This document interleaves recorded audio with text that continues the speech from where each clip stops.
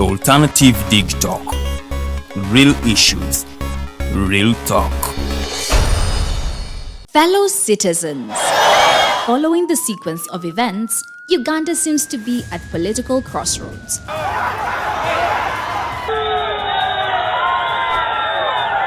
I'm not a servant of anybody. Madam, I know the law. As such, Alternative Digital brings you the Interface Show with retired Colonel Dr. Besigye. Let's keep on the same page on Alternative Digitalk, As he gives you the alternatives on the transition question, rule of law, human rights and freedom, youth inclusion in governance, economic stagnation, as he confirms. I'll be always here Saturday from 10 a.m. in the morning. Be there. Don't miss the live discussion on the Alternative Uganda, Digitalk TV Facebook pages, and the Alternative Uganda YouTube channel. How are you beautiful Ugandans? It's your girl Digitalk. Welcome to the fancy flow. Who doesn't see my hair, guys? I am super glamorous. Remember, this is the only show where we're going to be talking about fashion. Please, where are you think? Teaching. What has been confusing you about fashion? Sorry, you said I should not smile. For all the information about fashion, maintenance of body shape. I can wear bling bling when I'm going out. So you can wear bling bling going out or any occasion. We shall be doing all this in the fancy flow. Remember, it airs every Thursday right from 8:30 to 9 with your girl Teddy Tenjo. It is the fancy flow.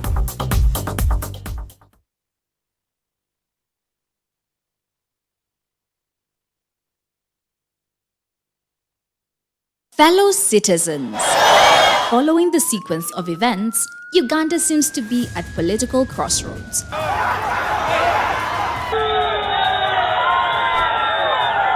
I'm not a servant of anybody.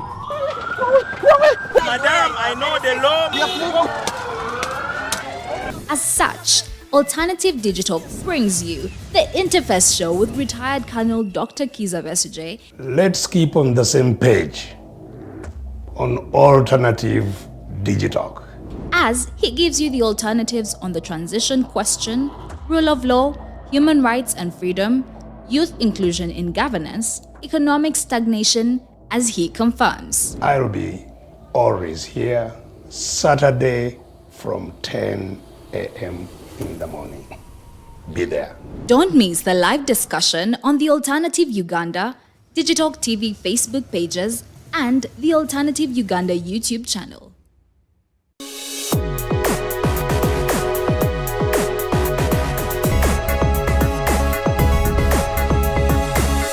The Alternative Digitalk. Real issues, real talk.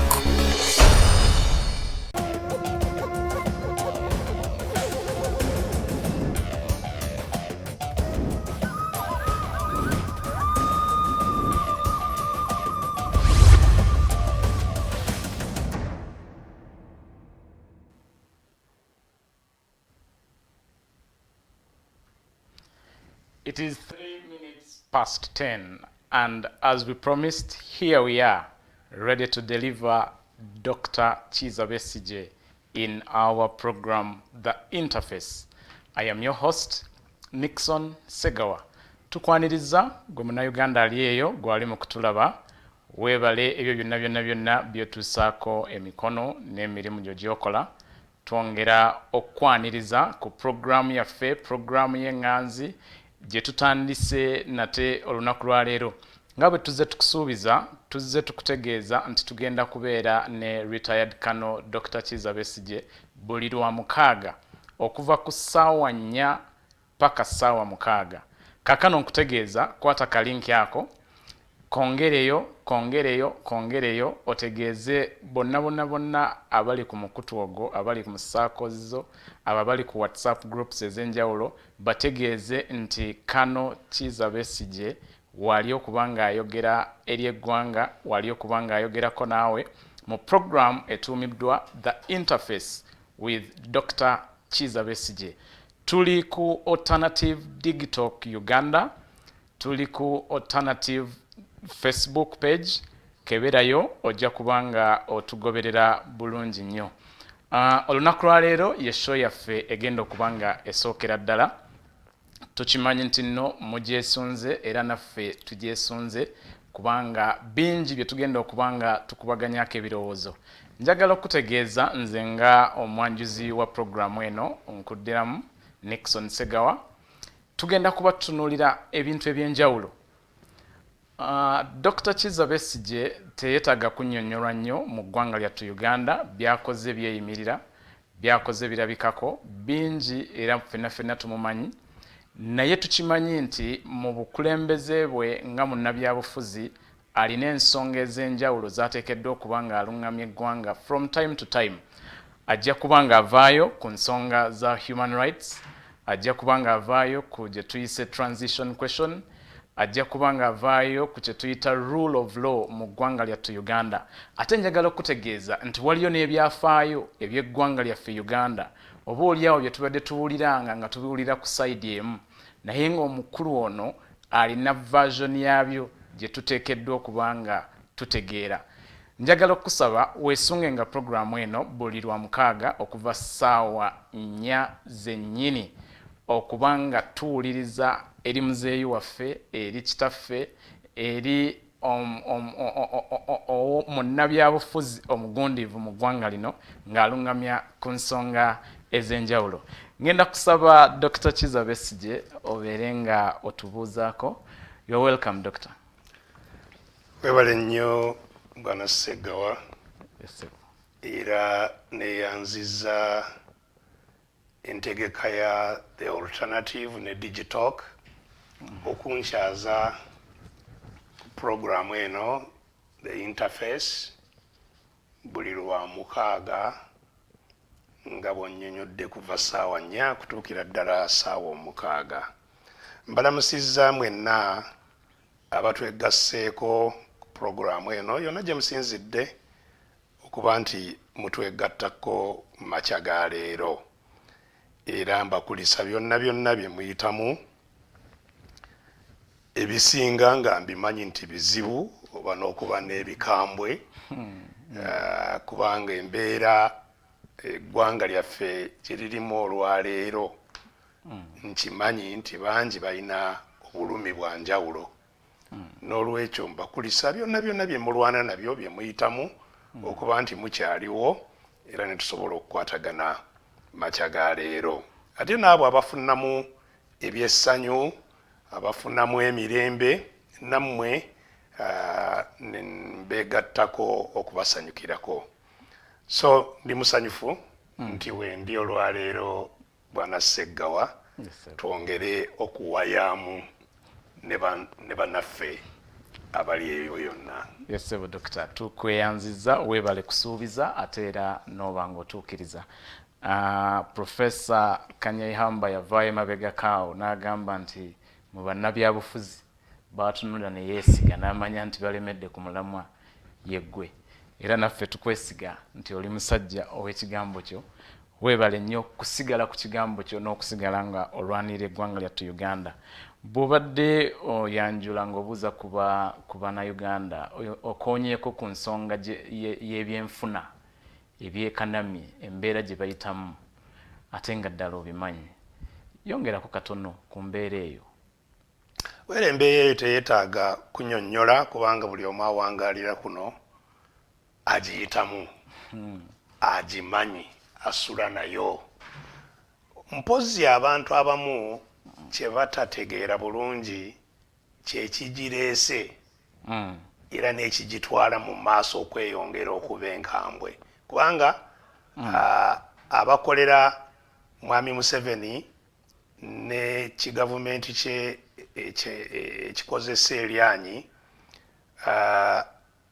balina abapokopoko bangi abalimbalimba kujja abantu ku nsonga entuufu ne babalaga ebitali bituufu. Era mu biseera bino bazze balimba nti obuzibu abantu bwe balina buvudde ku ku sanyiga enkambwe eya covid buvuddeyo ku lutalo lwa Ukraine ne Russia nti byebireese obuzibu mu bantu naye ng'ekyo buli abadde awangalira wano amanyi nti si kituufu nti ne covid ngati covid yamaze emyaka ebiri nga covid tanajja olutalo luno lwakamala myezi 5 nga terunabaawo abantu mu Uganda embeera yabayitirirako okuba embi emyaka n'ebisiibo kati ekigireese ekikulu ennyo bannayuganda kye balina okutegeera era nga bwe kibanga tekinavaawo ng'embeera ye ejja kusigala ng'egenda mu maaso kyekyo ekyobutalina bwenkanya ekyobutabeera na nkola ya bwenkanya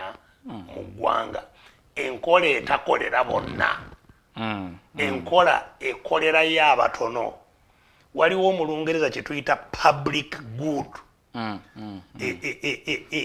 ekivaamu ebiyamba bonna enkola eyo yeetaliiwo tuyina enkola ekozesa ebya bonna okuyamba abatono ekozesa bya buli omu ekujjako nenzijjako neja kwoli naye nga siffe beekolera ng'ekolerayo abatono kati enkola eyo gye tutambuliddemu emyaka miyitirivu nga mwotadde na gino ejja gavumenti ya mwami Museveni kati egiweze 36 ng'akolera abafamire ye n'abooluganda be n'ab'emikwano abatono bakozesa ng'eggwanga abalala bonna teri buyambi obuli awo obubatuukako era na bino by'owulira nga oluusi mwami Museveni ayagala nnyo okubyogerako tukoze enguudo simanyi oluguudo okuva wano okugenda wano okuva wano okugenda wano okuva wano okugenda wano enguudo sizaaba abantu tebalya nguudo enguudo ezo n'abazungu bazikola nga si za kuwa buweereza mu bantu wabula za kutwala ebyabwe nga olima kasooli ne bamutwala nga bamutwalira ku nseko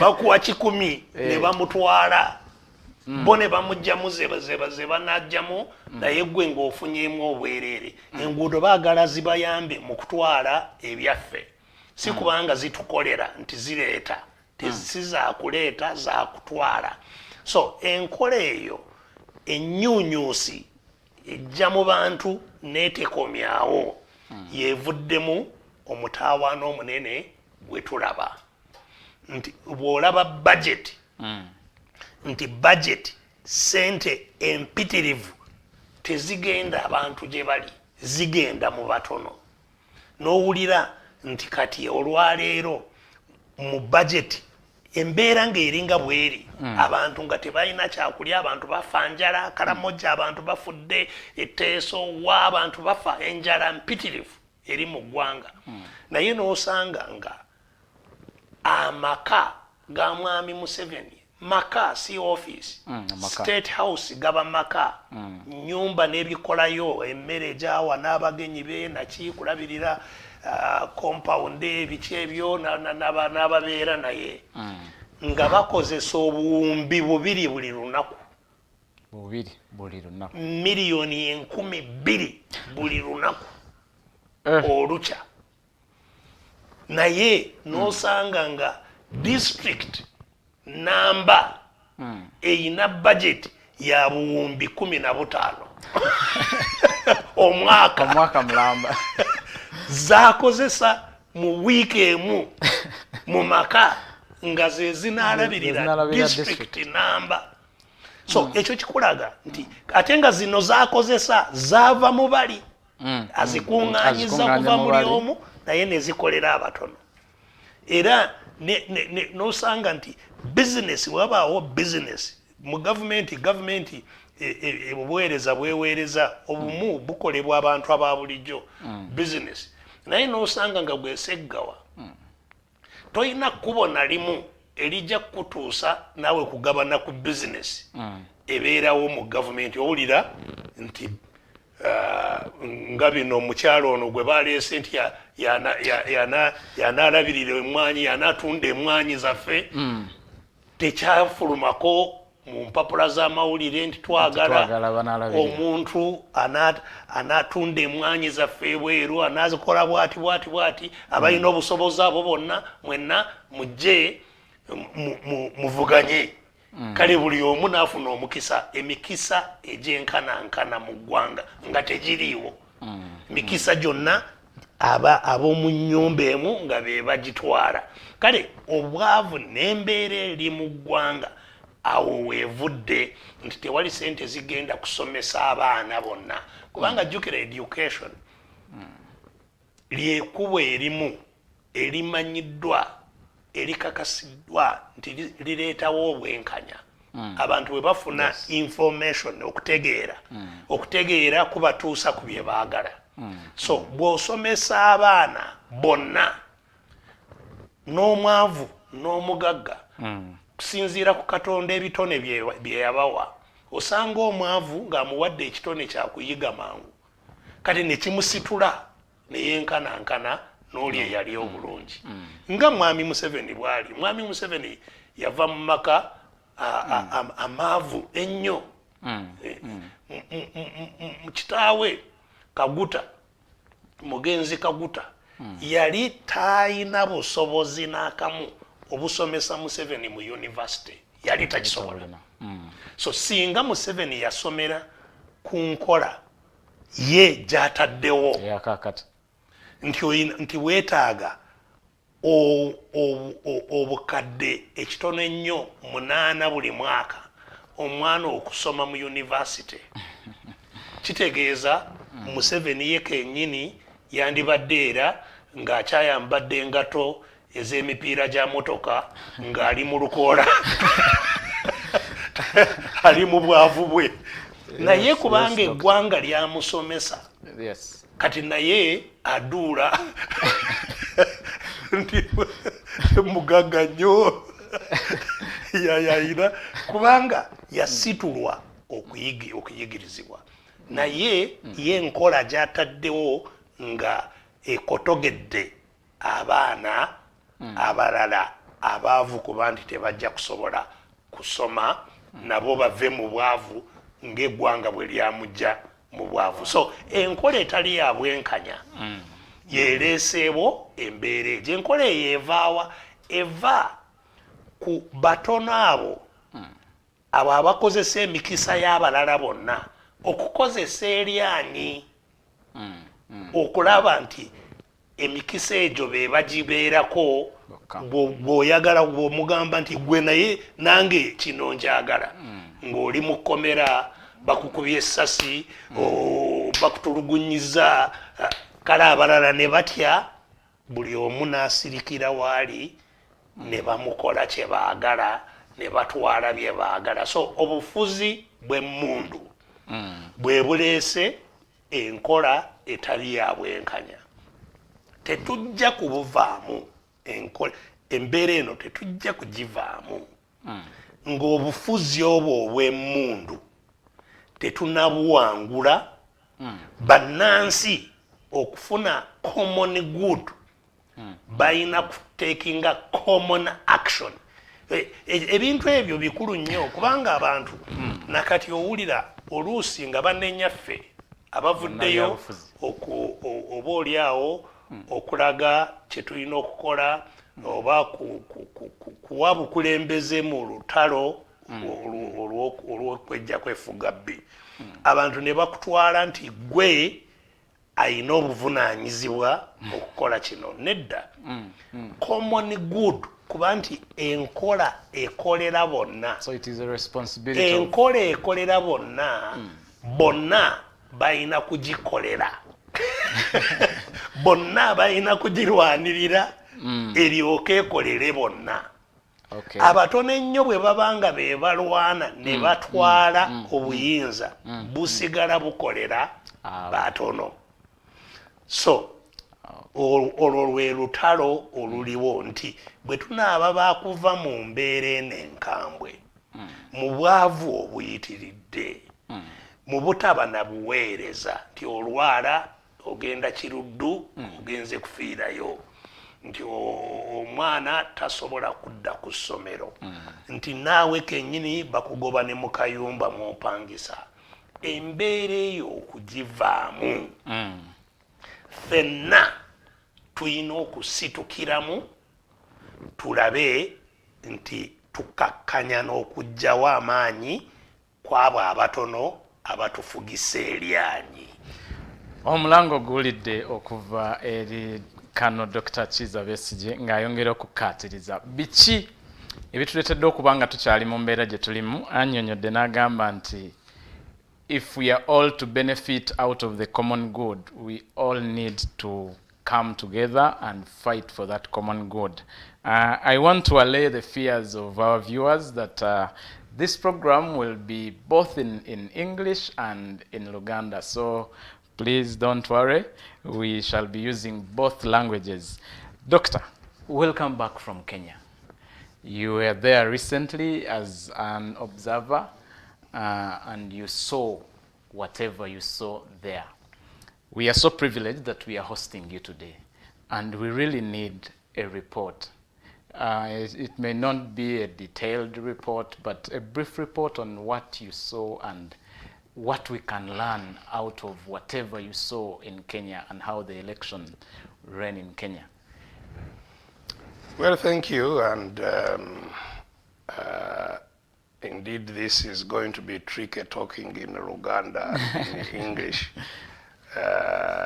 Because if there are those who don't understand Luganda, it will be difficult for them to sit out the Luganda portions and wait for the English one. We shall get over that. Yes, I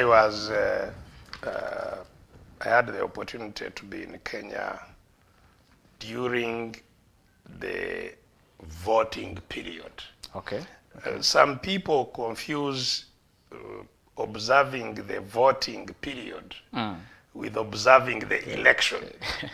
An election is a long process. It's in fact almost a whole cycle of 5 years. The election is going on because the election includes observing access of those who have intentions of providing leadership to the population through media, through moving and holding meetings freely, through maybe the organizations that they form to reach the grassroots and the freedom those organizations enjoy in organizing. So all those are important elements that influence and determine what happens at the end of that process in the voting exercise. Okay. And processes like registration of voters, processes like information available to voters, civic education and voter education. These are very, very important processes that will determine whether a population is making informed decisions at the voting. And most observation missions, unfortunately, don't factor in all these processes. They come and see what is happening at the voting, whereas in most cases, really the election is already, determined by the time of the voting. I see.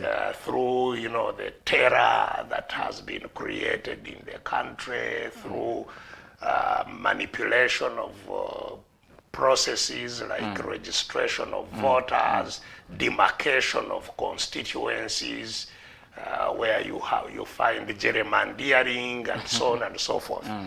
So in the election that I was involved in observing in Kenya, we really observed the voting process, the final product. But I believe, Doctor, you've also been following. Yes, the process. of course. But following from Uganda is not the same as following, methodically Yes. on the ground. So, but anybody who even had a casual interaction with the electoral process in Kenya will, especially if that person is in Uganda, will know that the elections here and Kenya are as different as day and night. Because in Kenya, all parties had complete freedom to influence the electorate through all avenues without hindrance. You did not hear any party complaining that they wanted to hold the meeting and the police stopped them, that political leaders were arrested and denied access to whatever they were trying to do. There was complete freedom, or well, maybe not complete, but I think there was sufficient freedom for all political actors to influence the population regarding their programs. And it happened actually for years. This was a very long campaign, which spanned not just a few months, but years. Here, they were able to sustain it without... Yes, here they would be even saying, we haven't declared campaigning time, you are acting out of... But there, people have freedom. So that was one of the characteristic differences, the freedom of political actors to influence. The campaigns, the actual campaigns, after nomination, when nominations were done and there were candidates, canvassed for for being elected peacefully throughout the campaign. You did not see soldiers deployed like it is here. Here, in any election is like a war situation. There, you see tanks, you see armored vehicles, you see, all kinds of deployments and indeed interference in what political actors do. So the campaigns there were free, peaceful, and ended well. The voting process, which then we observed, was again quite peaceful. It was well organized. They only, they were voting for 6 positions at a go in the whole country. We normally go for 3. Yes, for them they were voting for 6. For the president, for the governor of the state, for the senator, for the member of parliament, for the woman member of parliament, and for the member of the district assembly. So they were electing 6 positions. 6 positions. And they were using biometric system for identifying voters, where you put your finger on the biometric machine and it identifies you before you vote. We also employed it here. Yes, and with a lot of problems, of course. And eventually it didn't. Eventually we gave up on it and went back to our registers. Yes. So they used it successfully for the voting exercise. In some cases, they had glitches where maybe the kit was for a wrong place and did not contain the records of the people at that station, and so they had to correct that, and voting would begin a bit late. Some people had difficulty in getting the machine identify them. Right. It would take a bit of time. They had a number of approaches in which to resolve that. But by and large, and of course, for ordinary people, I think they also had maybe insufficient voter education because of the voting in 6 places. Okay. So the ballot papers had different colors, and the ballot boxes had different colors on top, so that you know that white goes to white, blue goes to blue, green goes to green. That caused also a bit of slowness in people identifying those kinds of things, and indeed some votes ended up in the wrong boxes. But these were minor incidents. So the voting went generally all over the country well and ended well. And vote counting proceeded well and ended well, generally. And did you observe that really Kenyans turned up in good numbers? Yeah, I think the numbers were reasonable. The voter turnout was not as should be, was a little low. But it's generally believed to have been above 60, which is, reasonable.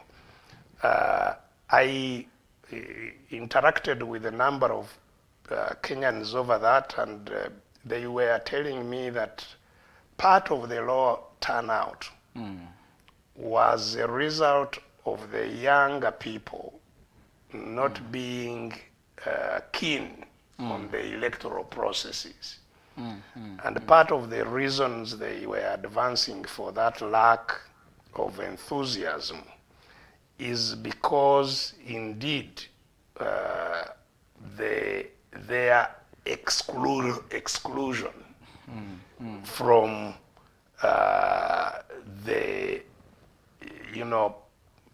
not just the voting, but the governmental processes that benefit them.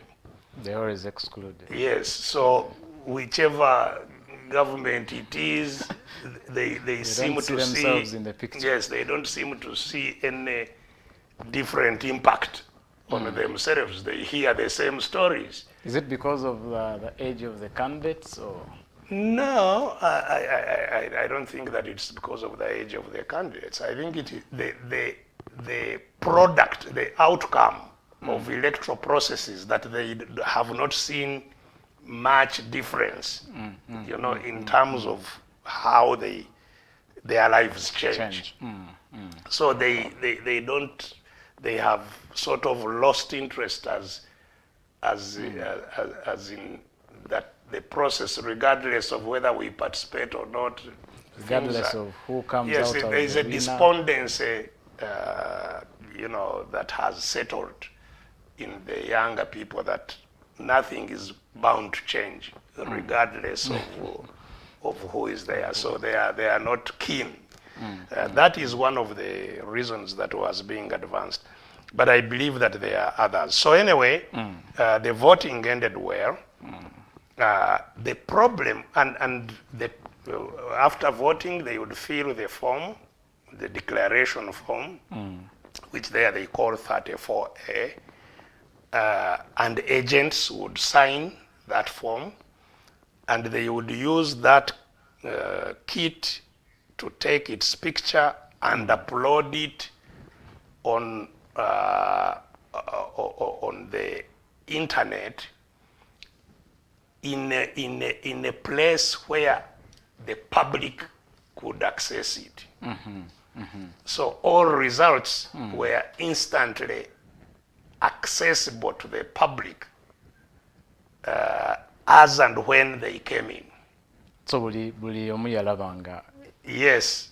So buli ayagala okulaba ebiva ku polling station yali asobola kuyingira kugenda ku internet n'ayingira ku mukutu kwe baali babiteeka n'alaba ebiva ku buli polling station. Ekyo kye kyasobozesa. That's what made the media houses able to create their own tally centers and tally the results as they were coming in from the authentic declaration forms, or what are supposed to be authentic declaration forms of the Electoral Commission fed into the that portal at the polling station. So there was transparency. This was an additional attempt at being transparent in how the results are managed. Now, the counting, of course, took a very long time because they had to count for all the 6 positions. And then once they finished the counting, the returning officer of the polling station would take all those materials at the polling station to the constituency tally center physically. And that's where now the physical tallying would also take place. And once the tallying at the constituency ended, they would fill a form, 34B, and that form also be uploaded, and then that form be taken physically to the National Tally Center. Now, it is those tallying processes that have become controversial. There have been allegations that the Electoral Commission, and especially the chairperson of the Electoral Commission, a man they call Wafula Chebukati, that he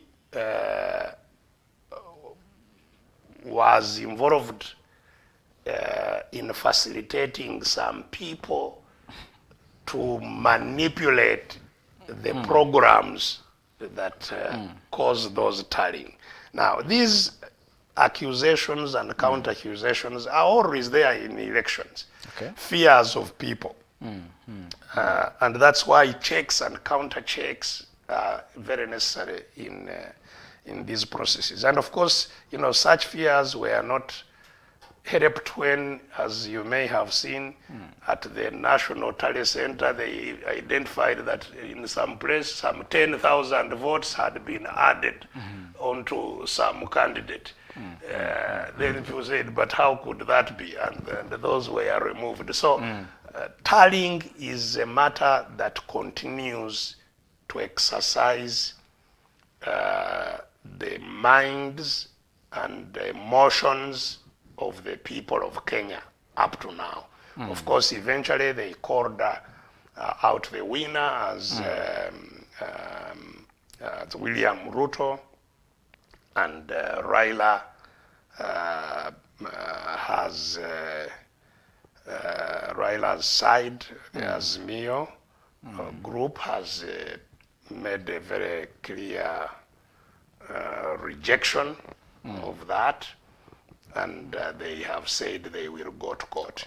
Now, so maybe in terms of seeing where the differences and the importance of certain things in those processes are, first of all, as I have said, the Electoral Commission had its liberty to organize without interference. Okay, that's a plus.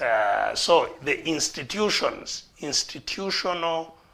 competencies and institutional independence, apart from the other freedom which we talked about, the freedom of participation and organizing and so on, the institutional independence was very evident. That Electoral Commission was acting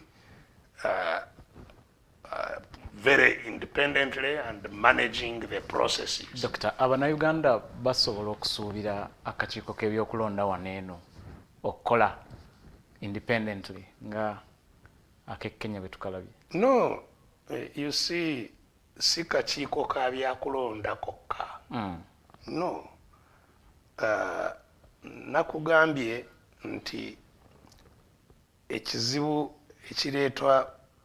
kye tulina mu byenfuna abantu obutaba na mikisa egy'enkanankana, abantu obutaba na ddoboozi mu kigenda mu maaso.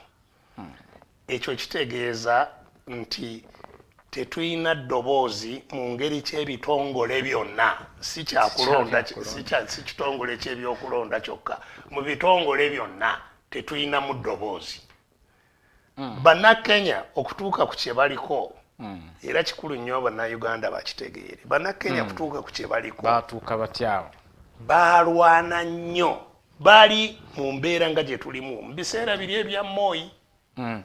Ng'era Moi naye akola byayagala, akakiiko k'ebyokulonda biki, security, magye, nga fulumya byayagala, naye ne balwana emyaka mingi.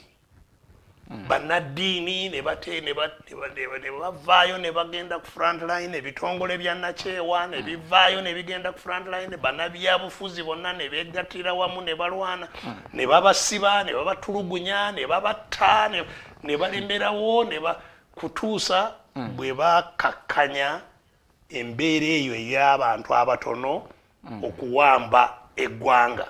So Bannayuganda bamanye kino tekijja. So bejja mu buwambe e Kenya. Bwe bamala okwejja mu buwambe ne bakola ssemateeka empya.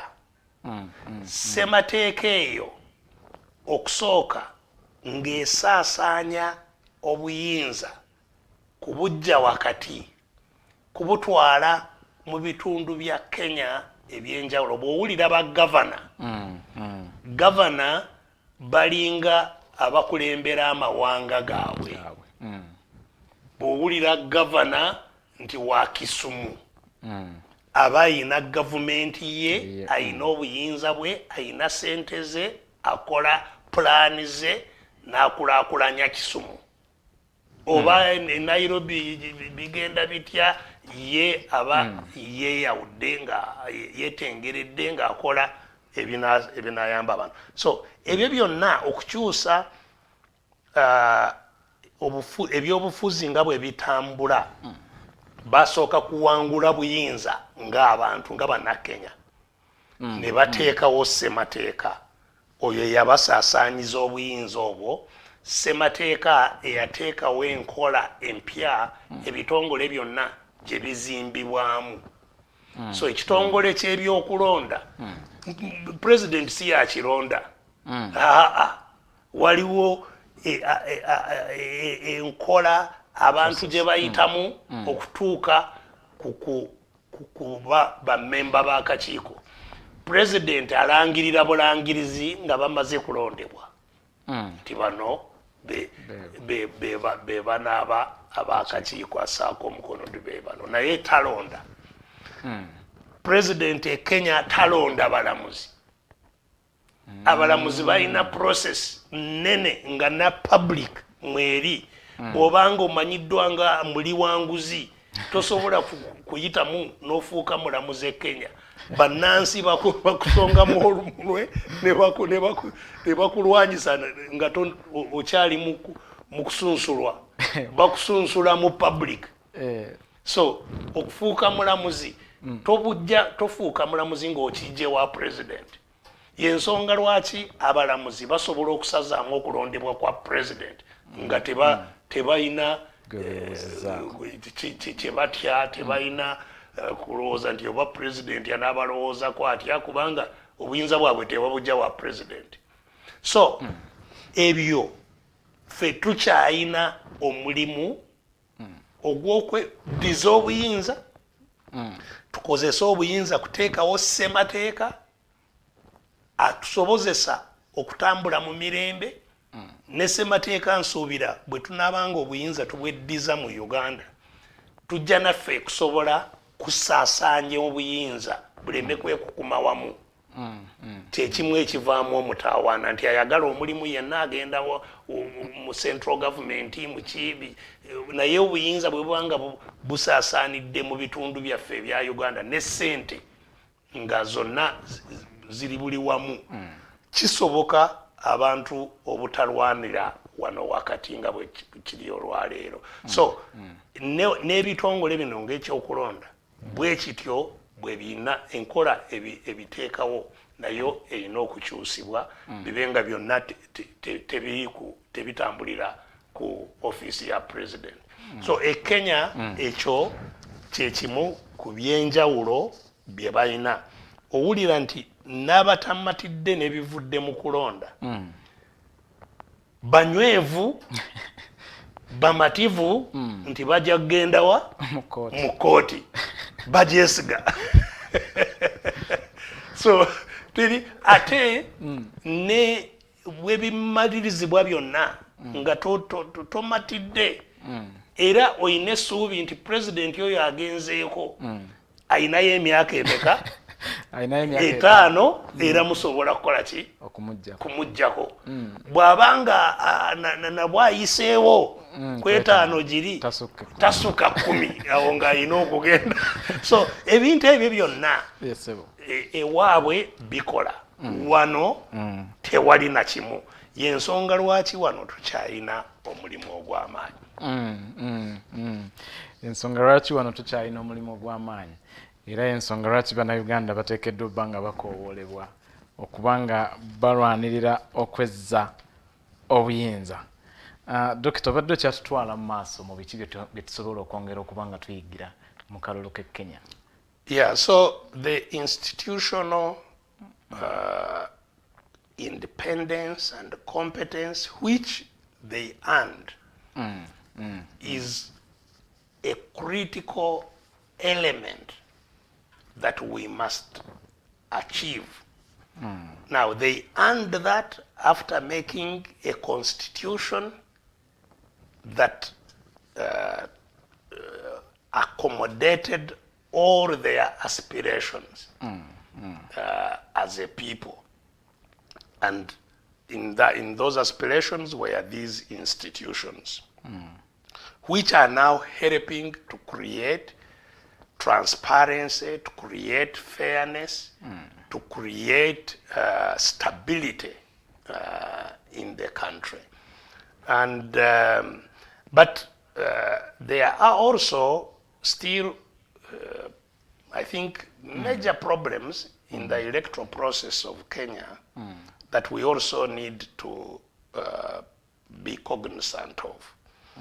One of them is the amount of money that is used in elections.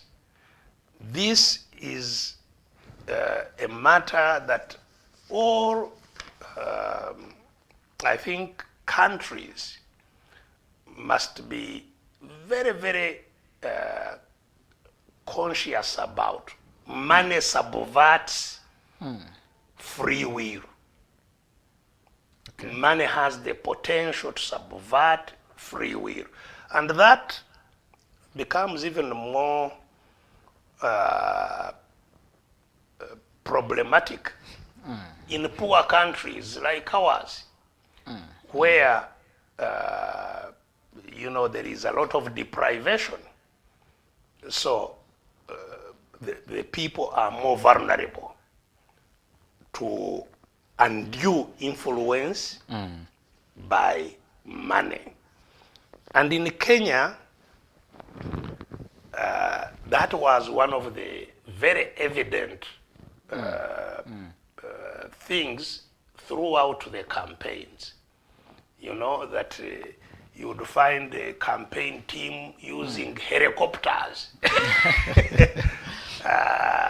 And as I said, even before the actual campaign, you would hear, you know, the kind of display of money to the churches, to the community groups, to youth groups, to, you know, that display of money. Because, and it translates, so apart from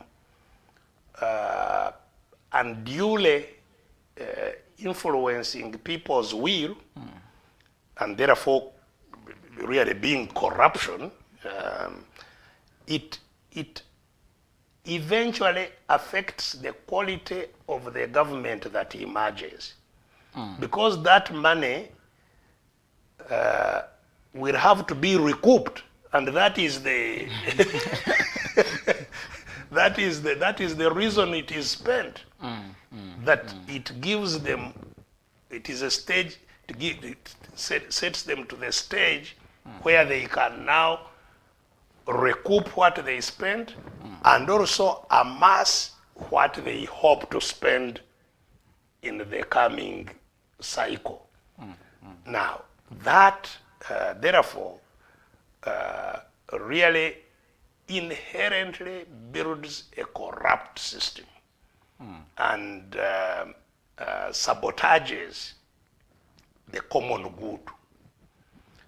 And therefore, I think within the legal framework, within the civic education that we were talking about earlier, and voter education, these matters must be taken very seriously. That there are, you know, limits to campaign spending, that there are regulations on how even what you spent is raised. You must show the sources, where did this money come from, because it also means that actually foreigners can take over your country, bring in money, influence elections, and create leaders that they have control on, and therefore who will serve those who funded them rather than serve the people of the country. So that whole question of money in Kenya, I think is a problem.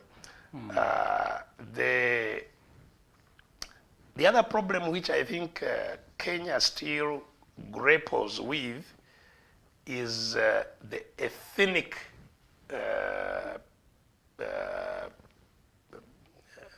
factor in elections.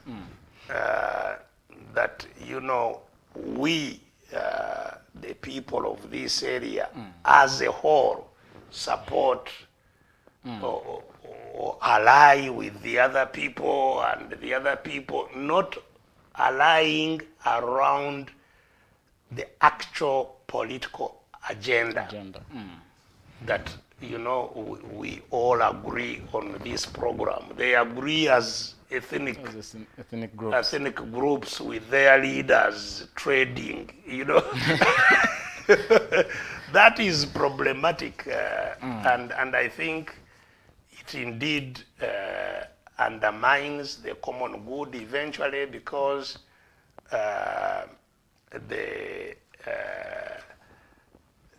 those alliances will mean that some will get excluded.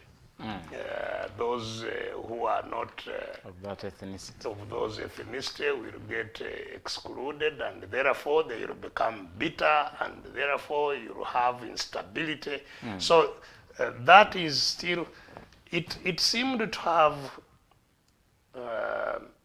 been somewhat tempered in this election, yes, but not significantly. still you'll see that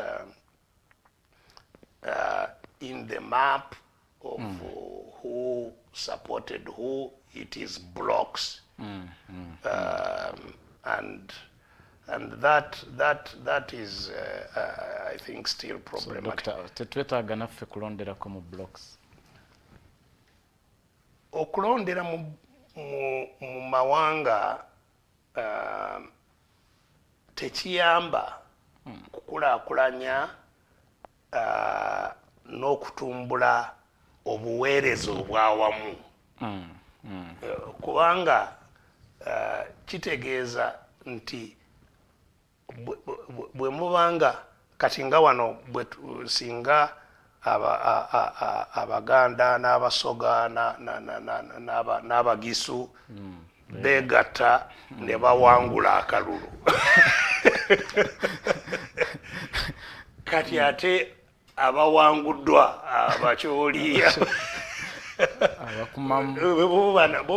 banaaba batya kubanga bano abawangudde era bajja kugaba ebifo biki mwabo. Ojja kusanga ne demand zezaabo zezifiibwako okusinga ez'abalala. Ate nga n'okulwana ku nkulaakulana, enkulaakulana tereetebwa mawanga wabula ereetebwa enkola ennungi oba enkola embi. Bwe tubanga tugamba nti agriculture, tunaasitula tutya ebyobulimi? Kati ekyo tekisobola kutambulira ku mawanga. Enkola ennungi ey'ebyobulimi bwe mba ngamba nti nze mu kusitula ebyobulimi ngenda kuteekawo banka y'abalimi, ngenda kuteekawo kino, ngenda kuteekawo kino. Oba oli wa ggwanga ki oba oli wa ggwanga ki, olina okutunulira ekyo oba kiyamba ggwe oba tekikuyamba. N'oli kyayogera ku byobulimi bwe bw'oba ng'oli mulimi, ekyono kyekinyamba oba ekyono kyekinyamba, si gyava. So ekyo naye kiva era mu civic education eri ne voter education obutaba ng'emala okukyusa endowooza z'abantu. So ebyo byonna bikyalina obuzibu mu Kenya mu kulaba kwange.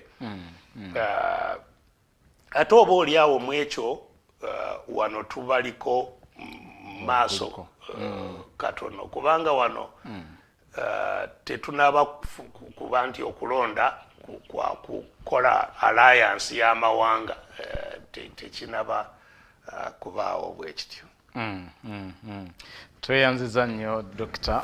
Weebala olw'okuvaayo n'oyongera okubanga oluŋŋamya ku nsonga ezo ez'enjawulo.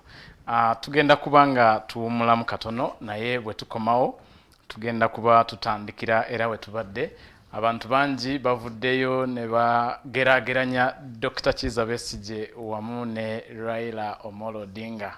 Oli yakesimbawo emirundi kati 5, Dr. ye yakesimbawo emirundi 4. Twagala tutunuulire okuwangulwa kwa Odinga kitegeeza ki naddala eri Dr. Kizza Besigye.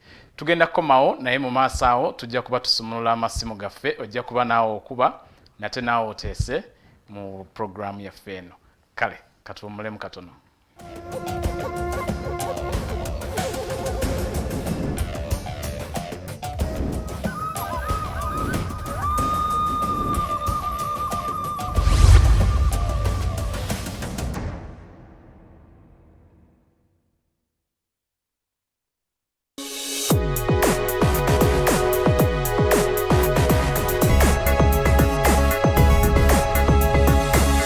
The alternative.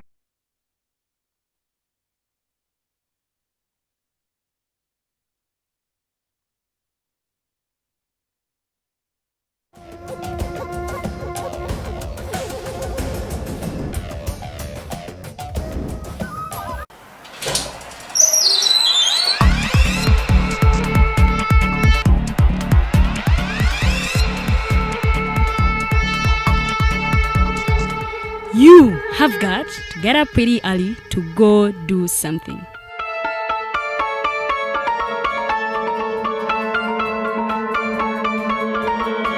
We are the Alternative Digitalk.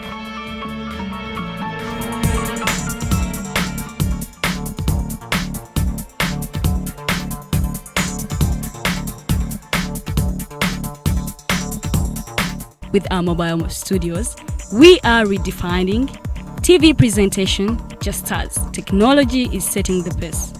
We are blending our approach with fresh, perspectively designed breakfast show, The Mighty Drive, informative and entertainment show, exclusive and live interviews. We President Museveni wadde juzi namulaba apima akawunga kilo 2 tasobola kalya nini bwaba alya kilo 5 oyanema okuliisa eggwanga ne bwe limundekera. Njagala kwebaza the alternative Digitalk etuwadde kano ka Mighty Drive era n'abatuwuliriza bonna abali ku mikutu njagala basaba mugende mu maaso n'okuwuliriza. All given to you just a click away on your phone, tablet, laptop, and smart TVs. As we are streaming live on our social media platforms, on the road and on the go. We are the alternative Digitalk. Fellow citizens, following the sequence of events, Uganda seems to be at political crossroads.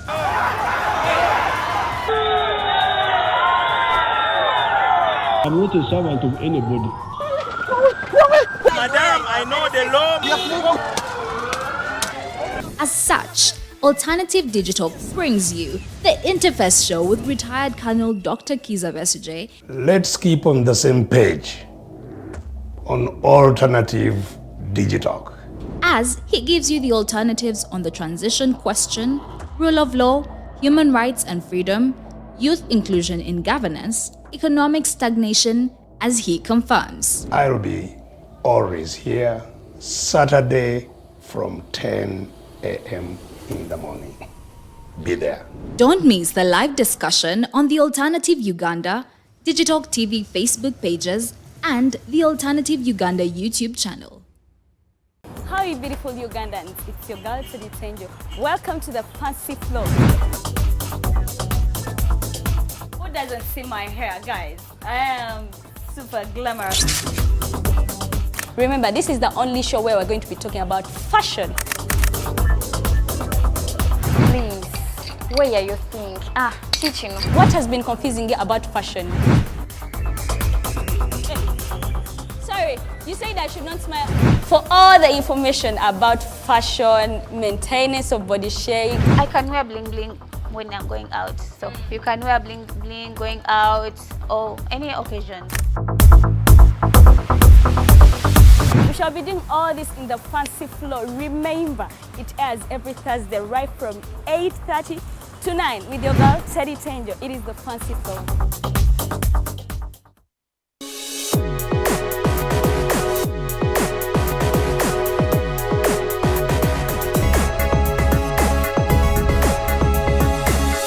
The Alternative Digitalk. Real issues, real talk.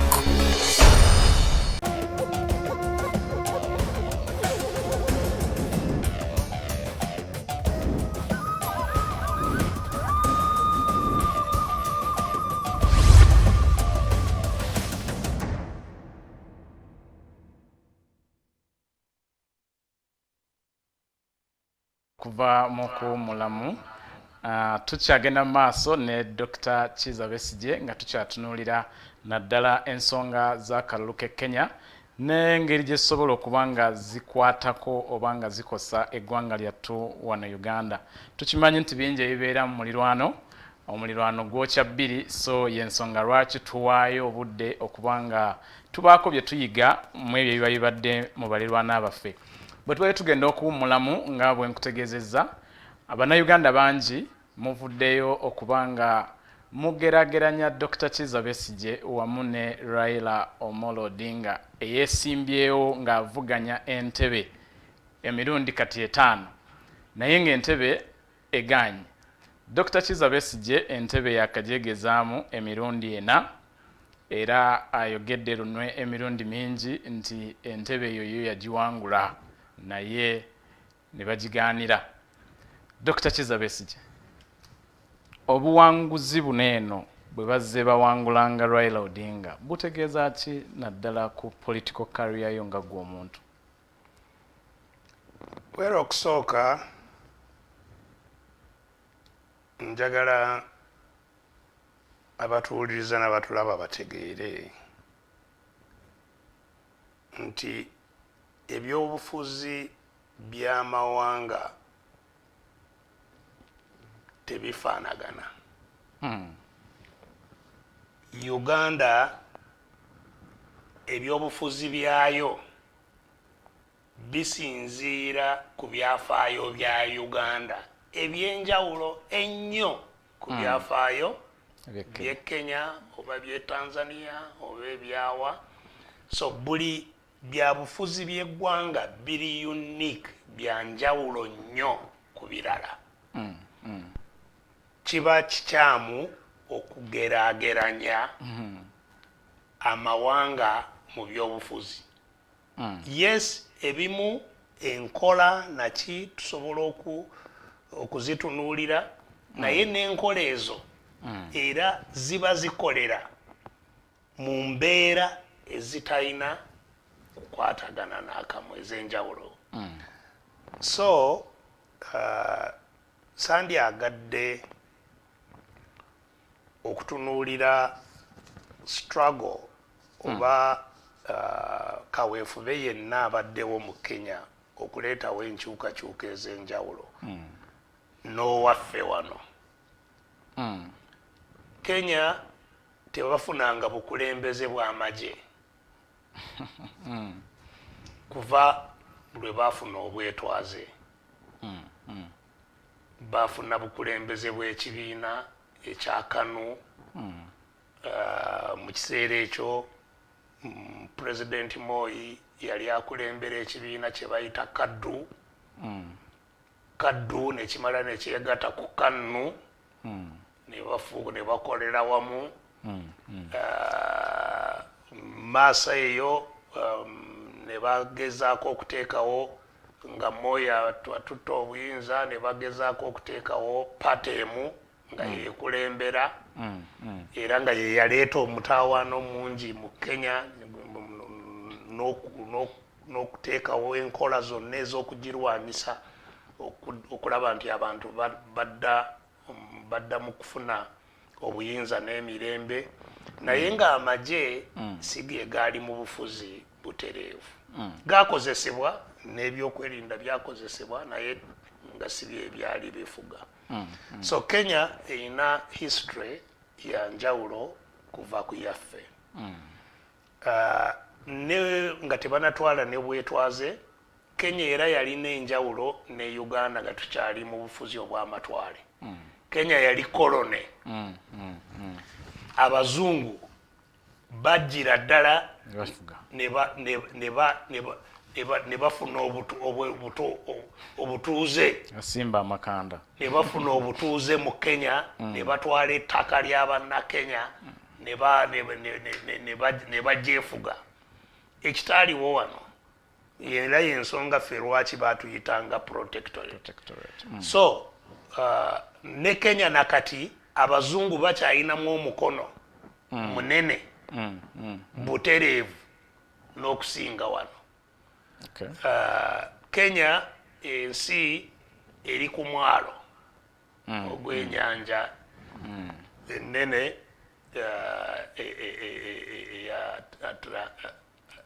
eya Indian Ocean. Kati ffe tetuyina mwalo gwonna, tuli landlocked.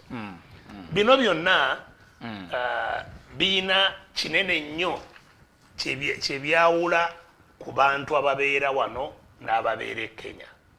So Kenya abava ebweru bagiyingira dda nnyo nga tebanatuuka Uganda eno ewaffe. Eno baze kutuukayo oluvannyuma era nga bava e Kenya. So ne influence y'abantu abalala Bawarabu, Bayindi, biki. So Kenya osanga nakati Abayindi abali mu Kenya nga Bakenya bayitirivu. Bannakenya Abayindi gye bali bayitirivu abali mu business nakina naye nga tebalina gwanga ddala Bannakenya eggwanga lyabwe. N'Abawarabu naki. So Kenya erina enjawulo nnene ne Uganda. Y'ensonga lwaki sandyagadde okutandikira kugeraageranya Raila naye nga bwe ngambye nti ensi zombi ziva mu buwambe, so obuwambe bwo bubaddewo enjuyi zombi newankubadde nga buwambe bwa njawulo naye nga wabaddewo obuwambe bu njuyi zombi. Raila alwanye nnyo ye ng'omuntu era y'ensonga lwaki nali mwenyamivu ku ngeri ki gye bagezezzaako okumufuula ng'omu ku ba dynasties nti kyekimu ne Uhuru baana b'abanene nedda. Of course kitaawa Raila yali vice president mu biseera. Okay, katufunyeyo mukubi. Yes, who is calling and where are you calling from?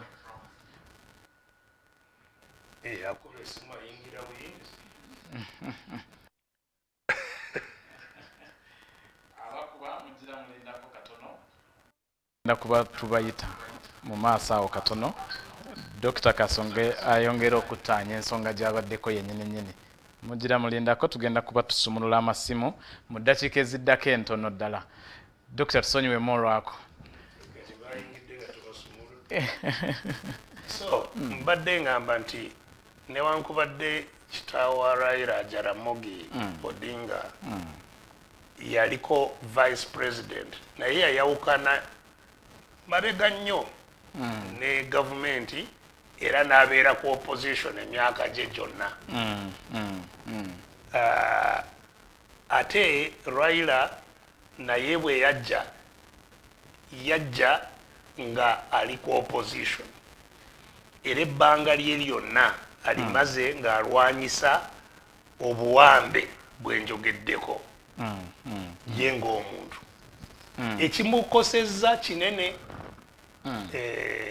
yamala emyaka 7 mu kkomera bamusibye emirundi gya njawulo bamutulugunyizza nnyo era ayina n'obulemu mubiri gwe obuvudde mu kutulugunyizibwa naki byonna ebyo byayiseemu.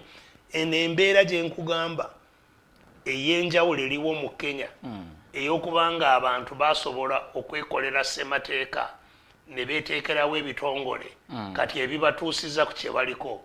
Raila ne banne bwe bazze balwana abamu nga n'okufa baafa akibaddemu n'omukono munene. So abantu baleme kutunuulira ebituukiddwako abantu mu kukyusa embeera y'eggwanga just nga batunuulira office gy'oyingidde. No. Mu lutalo nga luno lwe tulwana wano era na Kenya lwe balwana teruba lutalo okusooka lwa kufuna kifo. No. Luba lutalo lwa kufuna eggwanga mwoyina eddembe eryenkanankana n'eryabalala. Kino kye baabaddeko nti osobola kugenda mu kalulu weetaaye okole kampeyini buli omu yenna ayagala okwesimba wajje freedom eyo kyekiruubirirwa ekisooka. Dr. yongera okkanyeemu awo ekigendererwa ekikulu ekisooka ekya struggle yonna kyekyokufuna eddembe okukola abantu kye baagala n'eddoboozi lyabwe okubanga liyina enkizo nti lyeritambuza eggwanga. So ekyo kuva mu buwambe kutuuka ku ekyo lutalo olutali lwa bifo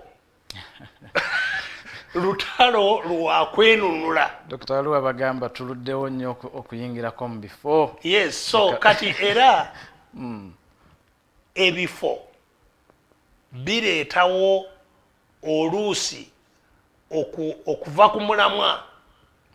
Abamu ne batunuulira ebifo ne bava ku mulamwa gw'okwenunula. Enkomerero era osanga bafunye n'ebifo mu batujju abawambye eggwanga nga kati yamanya nti atuuse kasita afunye ekifo oba akifunye mu kutulugunya eggwanga oba akifunye mu kununula ggwanga ekyo tekimukwatako. So Raila nze mugirako enkofiira ku mulimu ye gwe yakola mu bana abaliwo bonna gwe bataakola. Uhuru okusooka yali of course mwana wa president emyaka era ensonga lwaki bamuyita Uhuru yazaalibwa nga Kenya efuna obwetwaze. So yazaalibwa mu freedom ye Uhuru ye freedom ye teyalwanirirako teyalwanirirako freedom. So kati nebwe kitaawe yavaako Moi eyamusikira era yasigala nga kitaawe wa Uhuru. So Uhuru tabadde mu struggle. Ruto yali mu gavumenti ya Moi era kubanga bava mu kifo kyekimu bire by'amawanga byenkugambye. Era naye ye Arap Ruto erinnya lye erijjuvu ye Moi Arap Ruto oli Arap Moi ono Arap Ruto. So baali nga baluganda era naye yali mu gavumenti muli nga be batulugunya baba Raila. So Raila mubabadde mu lwokaano yesobola okugamba nti ye mulwanyirizi w'eddembe Kayingo era afunye ebizibu bingi nnyo ye ng'omuntu kusinziira ku ekyo kye babadde balwanirira naye nga bakifunamu kubanga kye baali balwanirira bakituukako nti kati Kenya abantu balina eddoboozi. Kenya obuyinza tebukyali wa president wokka buli wamu. Kati nga ne bw'aba tafunye bwa president ayina bagavana abasinga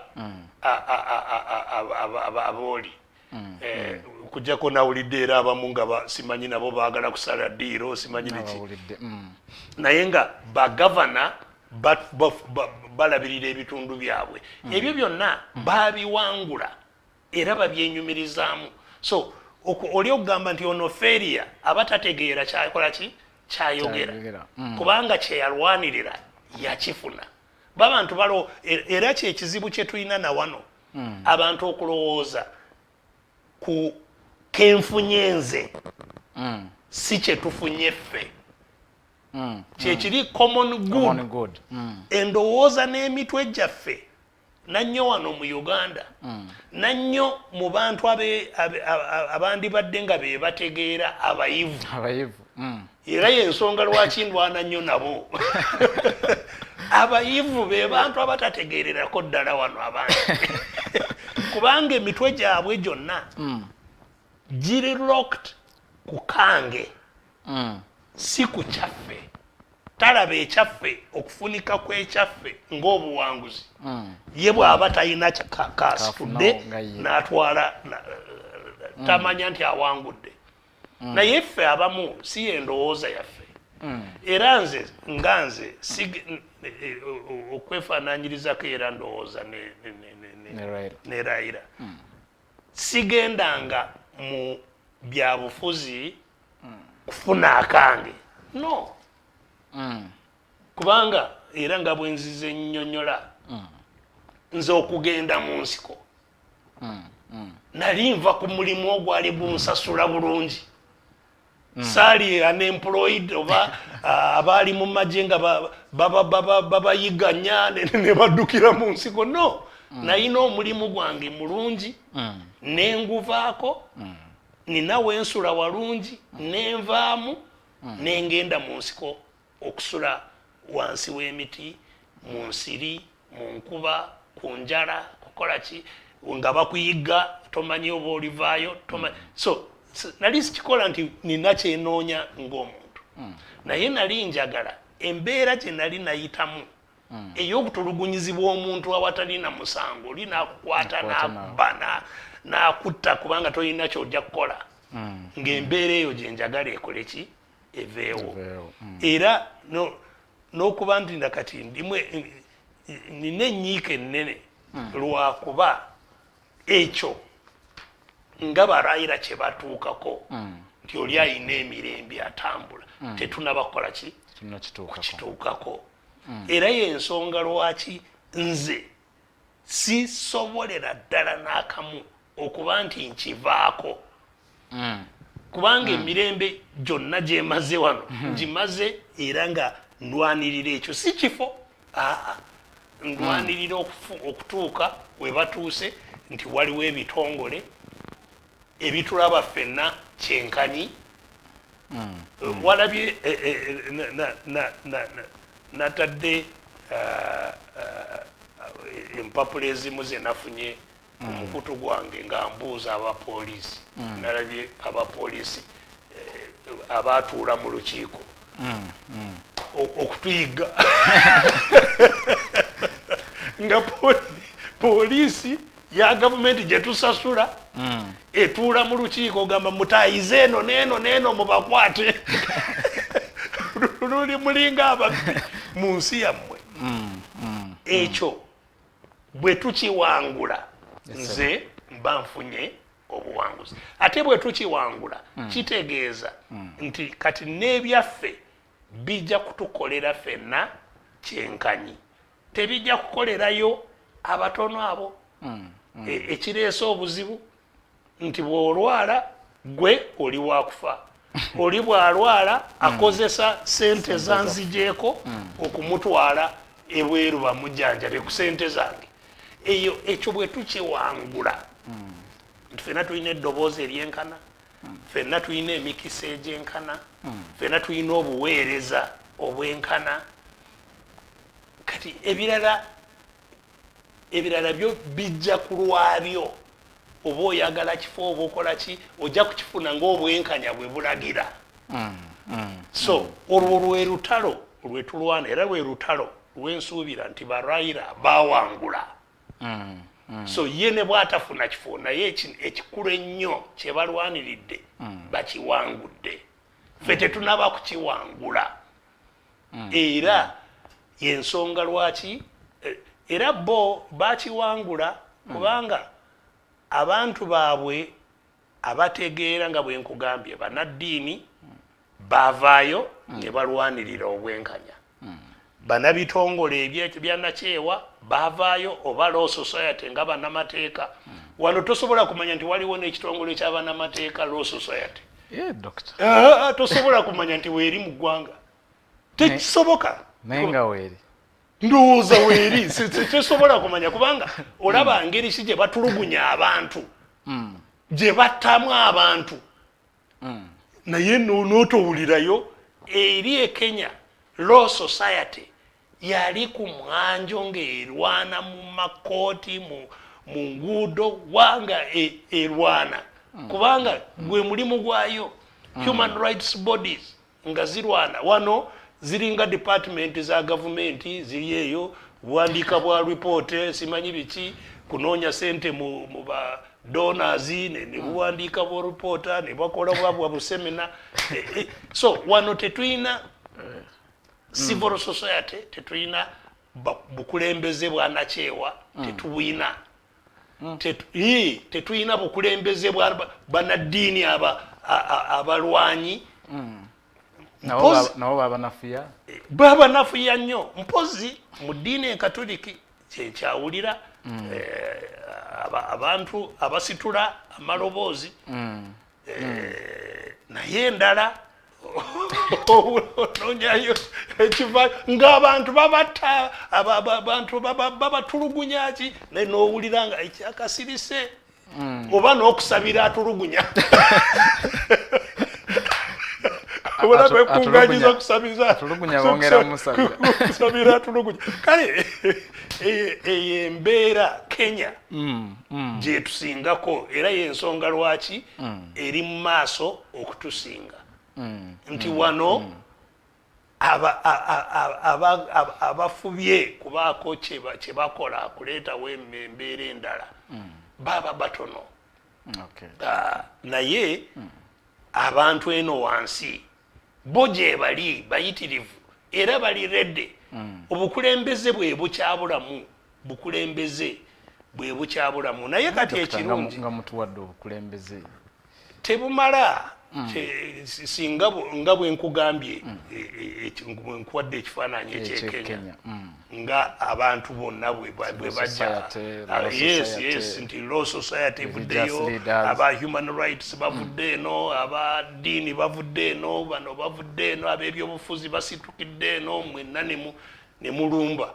Dr. emyaka gy'omaze nga otembeeta ensonga eno kiki ekikyatusibye okuba nga tukoleera? Omanyi nze era nzikiririza nnyo mu Katonda. Nzikiriza nti Katonda ebintu bye tukola byonna abirinamu omukono munene era akolera mu budde bwe. Obudde bwe si bwe bwaffe. Ffe kyolaba nti nga kiruddewo yayinza okulaba nga tekiruddewo oba nga kiruddewo lwa nsonga etanatuukirira. Nga kino kye nkugamba abantu obutategeera oluusi asobola okubateeka mu mbeera abantu basobole kutegeera nti naye waali era tyalina obuyinza. Embeera ezimu ze tuyitamu ayinza okuba zirese zituyigiriza. So enzikiza in fact obuwambe bwe tulimu mu mbeera mu ngeri endala bw'otunuulira mu ngeri endala bwe bayita setaani. Setaani abantu bamukuba mu kifaananyi oba kya kisolo ekirabika bubi ekitiisa naye nedda sitaani yeffe n'engeri gye tweyisaamu. So eggwanga osobola okugamba tugamba nti liri mu buwambe bwa abantu naye ekituufu eggwanga libeera mu buwambe bwa sitaani. Era sitaani bw'awamba eggwanga lisaanikirwa enzikiza n'abantu ne batategeera ne batalaba ne bataawula ekibi n'ekirungi. Nakyo okiraba na wano nze sikulimba olaba omuntu ng'agamba gwe ne Museveni kyekimu ekitegeeza nti talina busobozi. Bwawula kirungi nakyo abikiriddwa enzikiza ya sitaani. So yes tulina okukola bye tukola era tulina okusigala nga tubikola naye ku nkomerero ndowooza waliwo aggulawo. Bw'aggulawo nga toliiwo of course tojja kuyingira. So tulina okusigala nga tulwana era nga tusaba n'okusaba. Ebintu ebyo bibiri bikulu. Eddiini yange nze sigitwalira nnyo mu kubanga olabika kubanga abamu era balowooza nti okukkiririza mu Katonda kweraga. Si kweraga mutima. So tusigale nga tukkiriza. Yes tukkirize nti embeera ejja kubanga Katonda buli bbanga lyonna abeera ku ludda lw'abanyigirizibwa, abeera ku ludda lw'obwenkanya, Katonda mwenkanya, era mu maaso ga Katonda teri wa mundu, teri wa kitalo, teri mwavu, teri mugagga, ffenna twenkana era bw'ayagala tutambule. So nze ndowooza bannansi bagume era bamanye nti buli omu alina kubaako kyakola. Nakugambye okufuna ekyawamu, common good, tulina kukikolerako awamu. Si kuleka omuntu omu nti akikole gwe oba okifunamu. No, buli omu alina okuteekamu amaanyi. Era kyetu ne kaweefube gwe mbaddeko ennaku zino okuzuukusa abantu, mbazuukusa ffenna twegatte, tulumbe, twetaase. Era gwe mulamwa gwe tulina ffenna okukola. Ekirungi nti kati era tutandise okwegatta. Walabye nti kati tukkaanya n'abanuupu, embabega wabaddewo confusion, abamu bakoonagana, simanyi biki, naye kati tujja twegatta, tujja tulaba ekkubo nga lyerimu lye tulina okuyitamu. So okwegatta okwo kukulu nnyo. Twegatte, tulumbe. Teri ngeri ki gye weetaasa nga tolumbye. Nti weegasse n'otuula. Tulina okwegatta, tulumbe ekitukutte, tukimenyewo, twetaase. Tusobole okufuna emirembe giri bannaffe ab'e Kenya bwe boogerako gye batandise okutuukako. Tweyanza nnyo Dokita. Omulabi waffe tuyingidde mu ssaawa zaffe oba eddakiika zaffe ez'amasimu. Twagala okuba nga tuwuliziganya wamu naawe. Ogenda kubanga oyita ku 078 0M 7M 45 0789017145. You can call on that number and you will also be speaking to us and speak to the doctor in the studio. You can also call on 0759 132 0759 132. Yes, you can call us and you speak to us. Yes, our caller. Please speak to us. Hello.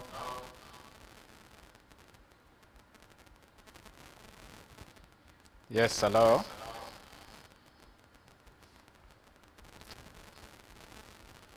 Yes, our caller.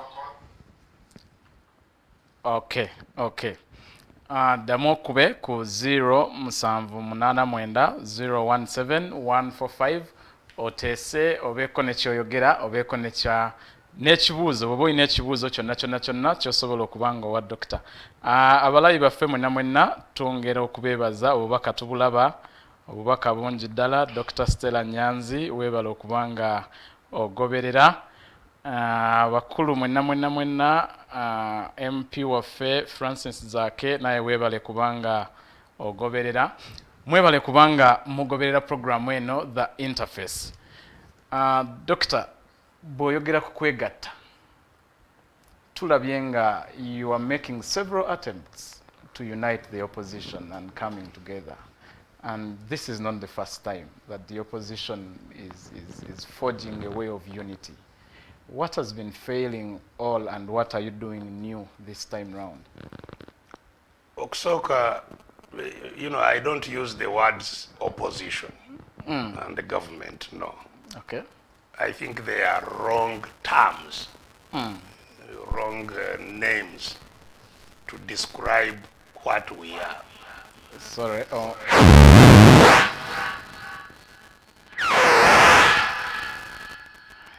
Abali mu byuma mutuyambe muterezeemu awo.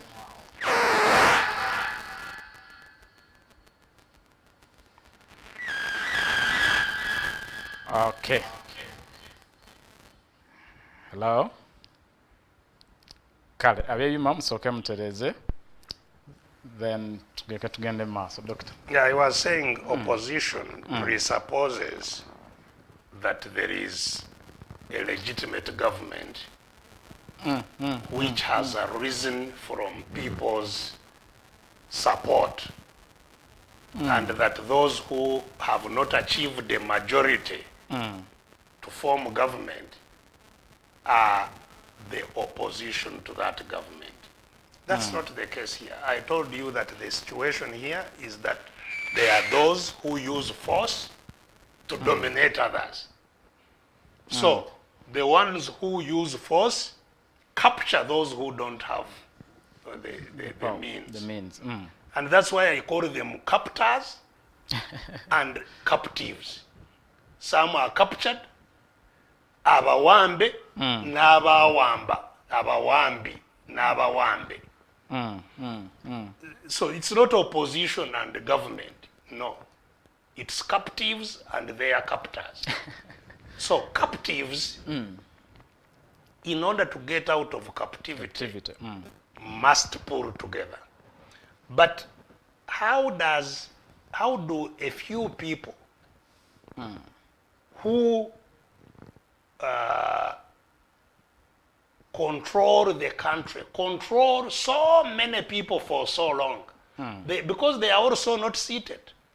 So the captors hold many people in captivity by actively, aggressively dividing the many people they hold captive and creating confusion among them, and even creating conflicts, fomenting conflicts among them, among the captives, so that they are not united to face their captors. They even identify each other as the problem and busy with each other rather than attacking the one who is caused. Because he is in there fomenting. He introduces people to deliberately create problems. So uniting captives is not an easy task. Secondly, don't forget that we talked about earlier the monetization, commercialization of politics. So you find that now, in the middle of the poverty that the country is facing, political positions are the most highly paid. You know, you find, yes, medical doctors cannot buy food. Teachers, they are in problems. Other public servants, you know, but the politicians, political offices have high reward. Now that means that these captives will find it difficult to unite and send somebody to get a reward alone. Each one wants to go to get. Each one wants to go for himself. To go and get the reward. Because whoever goes to get the reward does not get it to this one. To this one. So each one, so to unite and say, now let's send this one, you others keep quiet. They'll say, no, we can't. And if somebody has been for 5 years, they say, that one, we are in deco. So the fight for positions undermines the fight for liberation.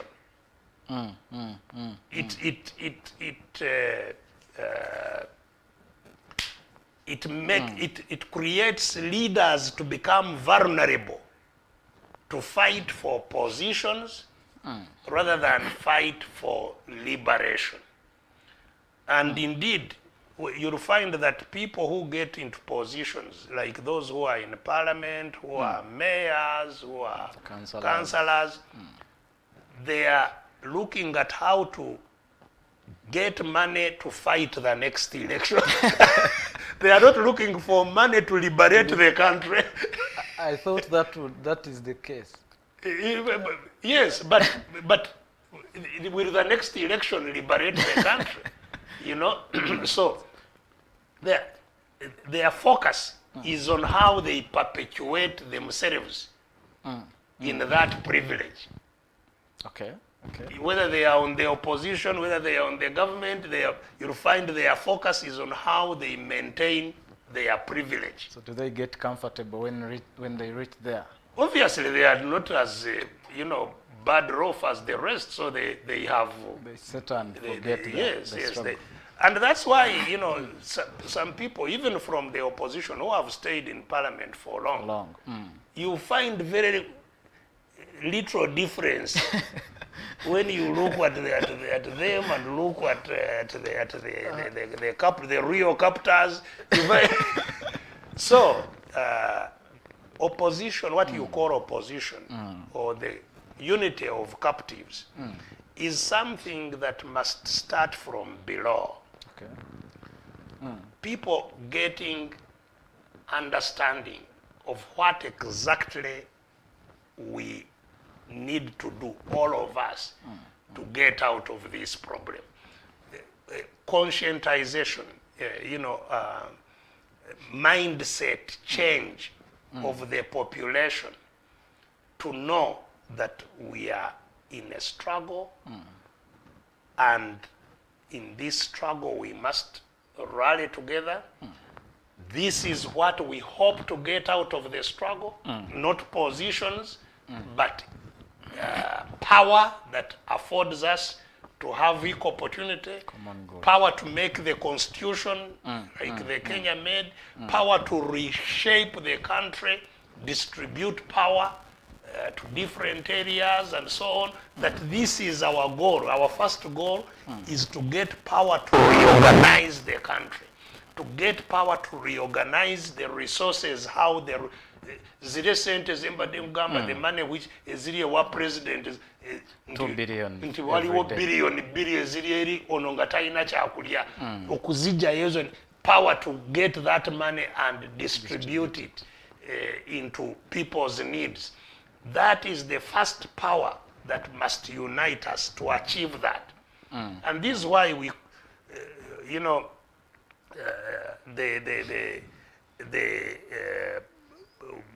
group that we are working with is called People's Front for Transition. Transition is changing that power.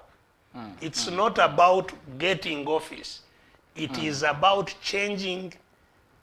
ending gun rule and rising people's power to rule.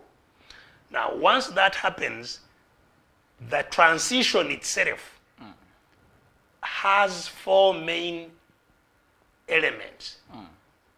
The transition includes setting the new norms, new standards for ourselves. We must set new standards, new norms. And that's why the Constitution is called the grand norm.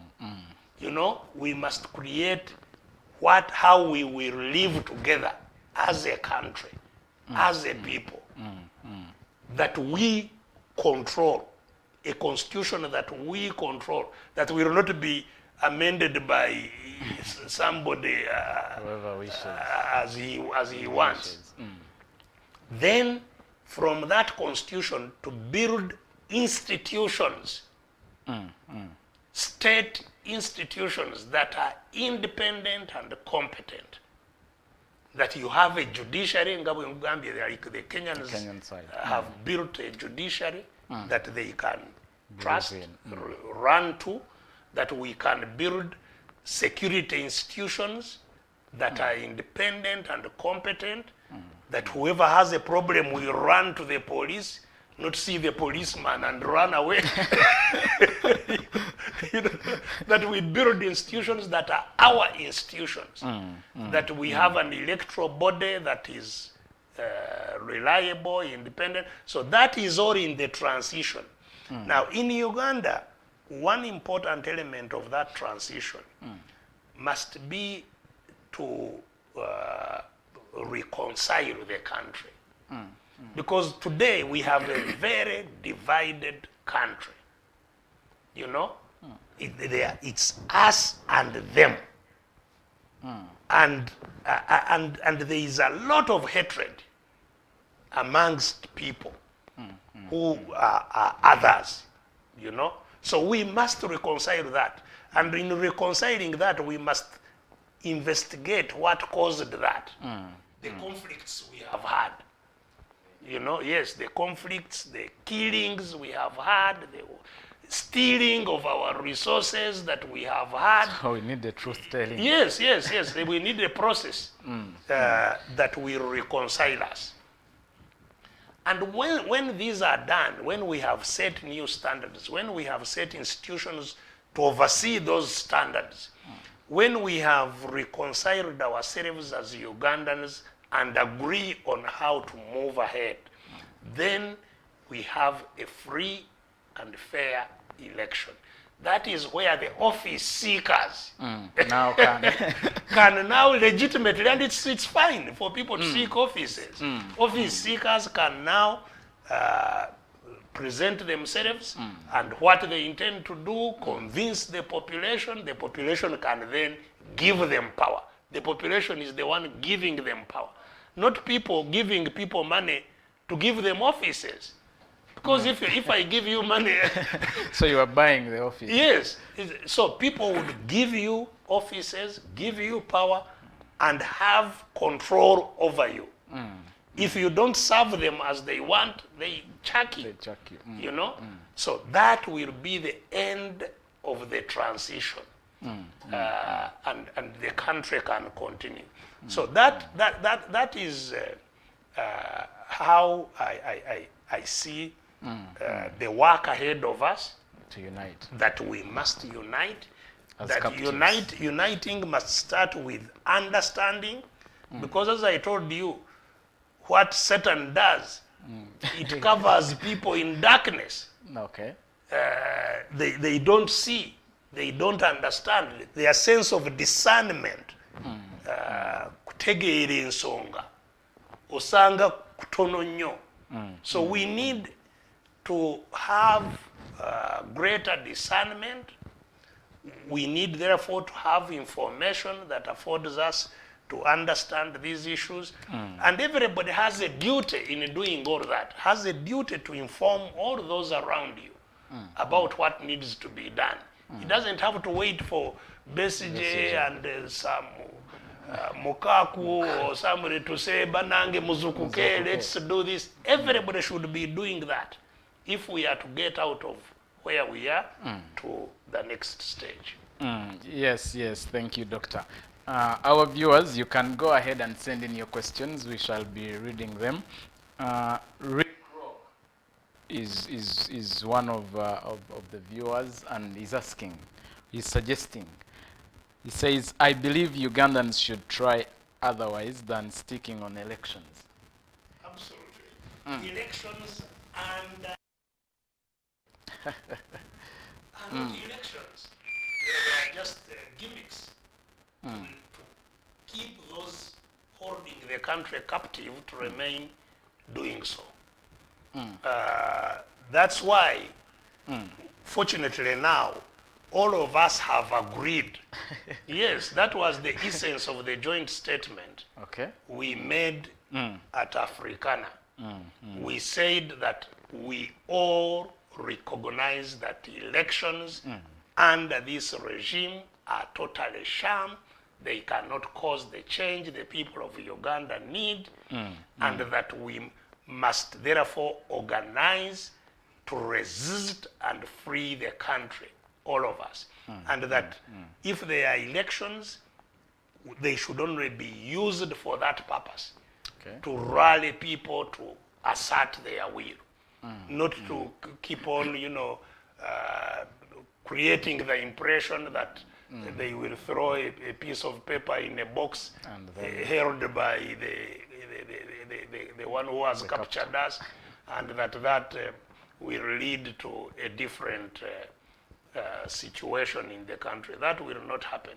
So I think we are on the right track because we are all agreed about the role of elections now and what we need to do. And we are now in the process of consulting each other on how we move together. So I'm very optimistic myself that out of this darkness and you know, seemingly hopeless situation, I think something is going to arise. Dr. One would be wondering that if we are looking at the other way, what would be that other way? Popular resistance. It has to be a popular resistance. People, first of all, as I have said, realizing that we have to do something ourselves, being organized so that we have the capacity to do whatever we want to do together in a concert, you know. Once we have that network of knowing if, because you saw, for example, some time back, people in Busoga protested and said, you know, this situation we shall not allow. They protested. They refused some people to move, and you know, but they did it alone. No, the others didn't join. The others did not know what even was going on. So we need greater coordination and to act together. You see, if we, I've been telling people that, you know, you saw what was happening when Mr. Museveni would order lockdown. I am now calling a lockdown from tomorrow, no movement of this, no movement of that, no movement of this, and he would put his people to enforce it, and there would be a lockdown for us, not for him. His own, yes, or his interests would continue. Even the vehicles which are coming to supply his factories and his what, the lorries would continue even during the night, during the day, they would continue. But he locks everybody else. We can also lock him down. We have the capacity, if we are organized, to say that from Monday next week, we are not allowing anybody to also move. We can lock the government down until they step down. We can decide that we shall not have this from this time. But to come to that, we need greater understanding amongst the people. This is why we are telling them to wake up. We need greater coordination, leadership networks, so that we act together. But even before that happens, people who are, you know, who are oppressed in their small area, their actions too are helpful even before we all act together. Like you have seen teachers. Teachers saying, we are not going to class until you do this. So they lock down classes. Yes, we are locking down classes until this happens. And that has a great impact. You've seen, you know, government threaten, we are going to sack all of you, we are going, but all of those are just threats. Eventually, they have to do what those teachers want. The only problem is that, again, you know, our civil society, the leaders of those teachers' unions and so on, you find they are shaky. They take them to State House and do this, manipulate them, and eventually they give up. That's the weakness of our civil society. But if the people below, the teachers themselves, were strong and active, they would, even these ones would not attempt to do what is not in their interest, you know? So we need greater organization, whether it is of teachers, whether it is of borders. You know, you see the way they are manipulating borders. Very, very disgracefully, you know? And they are just there, you know? This one comes, manipulates them. The other one comes, tells them stories. Chitata comes and does this. You know. Thank you. So we people have the capacity. Like these borders alone, even without anybody else joining them, if they were organized, knew what to do, borders can stop a government in the country. Yes. You know. Okay. So that's where we need to go. Thank you, Doctor. Thank you, all our viewers. Ouma Samil says, for sure, thanks, Dr. Kenyan politics is far different from Uganda. We have Dixon Ojakol. He says civic education. He's emphasizing the need for civic education. Robert Mugisha, he says, always nice seeing you, Doctor. People, wherever they see you, they are really waiting to hear from you. Yes, Doctor, as we are winding up with our program, we would like to understand, you talked about the educated, the elite, as being so disappointful. What's the role of the diaspora? Is it also up to the game, or they are also like the elite here? Well, the diaspora, the Ugandan diaspora, I believe you mean those who are Ugandans that live abroad. Yes. Of course, they are a part of what we can call the elite. But they are in a unique situation in that the captivity does not constrain them directly. They are not under intimidation that they will be killed or what. They are not under the economic capture of the country. They are able to work and get, means of subsisting without the influence of the regime. So they have freedoms and ability that they can pull together and have influence. Okay. And the influence I think they can have is in two areas. One, because they earn, while here most oppressed people have no savings, they can support what the people here are doing financially. Okay. They can contribute to, because if what we are talking about this, what the other one is saying, civic education. Yes. To popularize these ideas, it needs logistics, it needs resources, and people here simply don't have that capacity, and the government is hunting them down anyway to see whoever supports such an activity is treated as supporting coin or whatever, and hunted and destroyed. So those people in the diaspora can do that. Secondly, they can have a direct influence on the governments where they are, in as far as those governments relate to Uganda. Because part of what is supporting the despot here, or the dictatorship here, is money of taxpayers the other side abroad. Because money of those governments is also money of their taxpayers. So if our people can raise voices wherever they are to the taxpayers to say, by the way, your governments are using your money to fund oppressive regime in Uganda. And this is creating problems for our people there. The taxpayers in Europe, in America, in other countries can put, because they are democracies, they can say, we don't want our money again to be used for this purpose, and it will be stopped. Okay. So they can help in those two direct ways. And actually, I think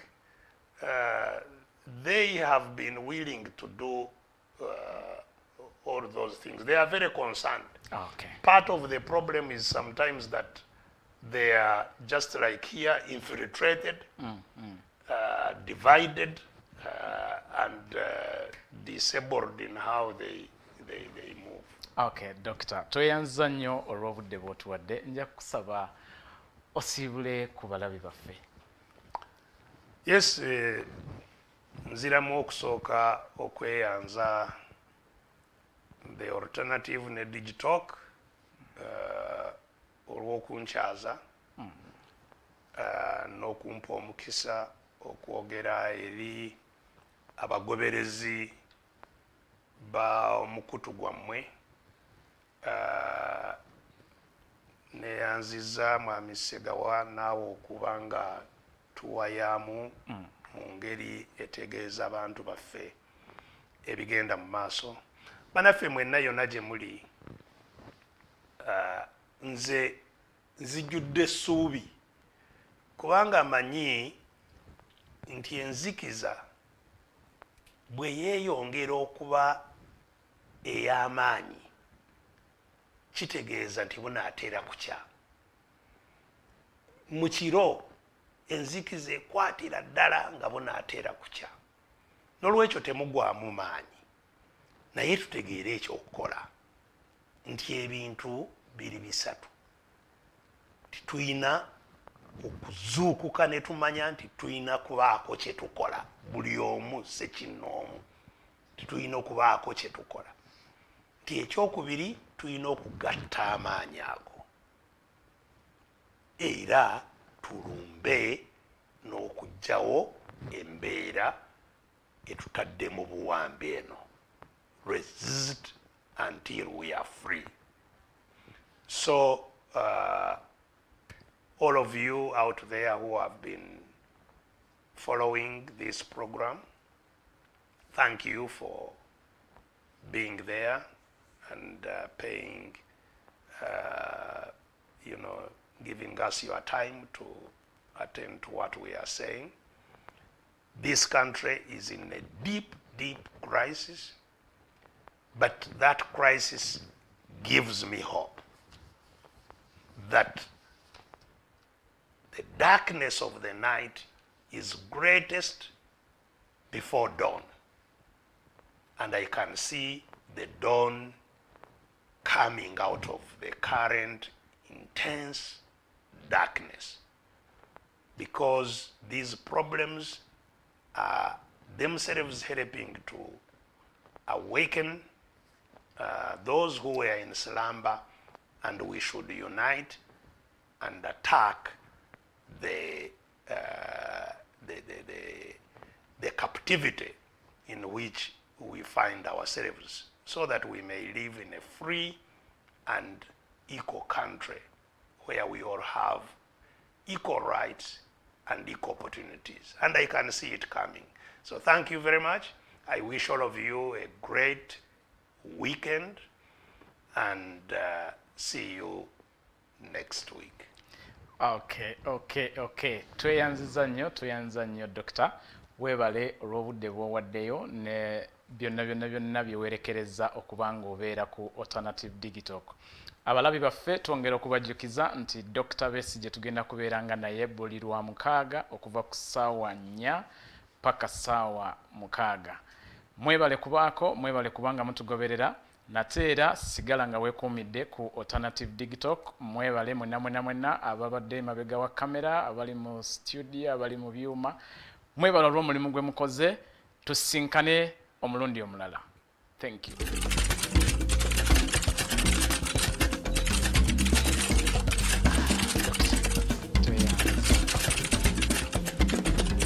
This mixing of Luganda and English is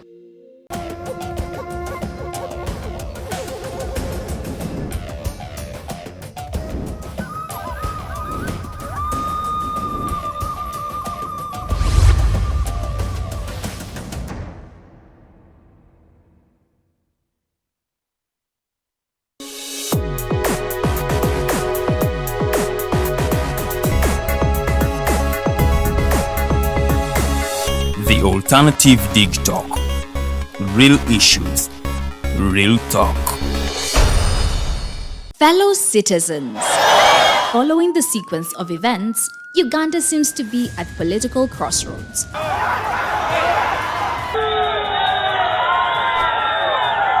I'm not a servant of anybody. Madam, I know the law. As such, Alternative Digital brings you the Interface Show with retired Colonel Dr. Kizza Besigye. Let's keep on the same page on Alternative Digitalk, As he gives you the alternatives on the transition question, rule of law, human rights and freedom, youth inclusion in governance, economic stagnation, as he confirms. I'll be always here Saturday from 10 a.m. in the morning. Be there. Don't miss the live discussion on the Alternative Uganda, Digitalk TV Facebook pages, and the Alternative Uganda YouTube channel.